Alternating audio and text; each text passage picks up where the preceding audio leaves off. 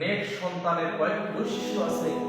তার মধ্যে আল্লাহ রাব্বুল আলামিন কোরআনে কারীমের ভিতরে সূরা বনী ইসরাঈলের মধ্যে বলেন, ওয়া ক্বাদা রাব্বুকা আল্লা তা'বুদু ইল্লা ইয়্যাহু ওয়া বিল ওয়ালিদাইনি ইহসানা ইম্মা ইয়াবলুগন্না ইনদাকাল কিবারা আহাদুহুমা আও কিলাহুমা ফালা তাকুল লাহুমা উফফিন ওয়া লা তানহারহুমা ওয়া কুল লাহুমা কওলান কারীমা।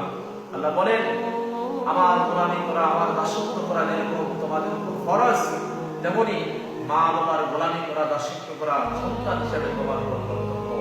তোমার মা বাবা যদি লিপ্ত হয়ে যায়, তাদের সেবা করা, তাকে শান্তিতে রাখা, আর খবরদার তোমার মা বাবার সঙ্গে ঝাঁকুনি দিয়ে গরম সুরে কথা বলো না।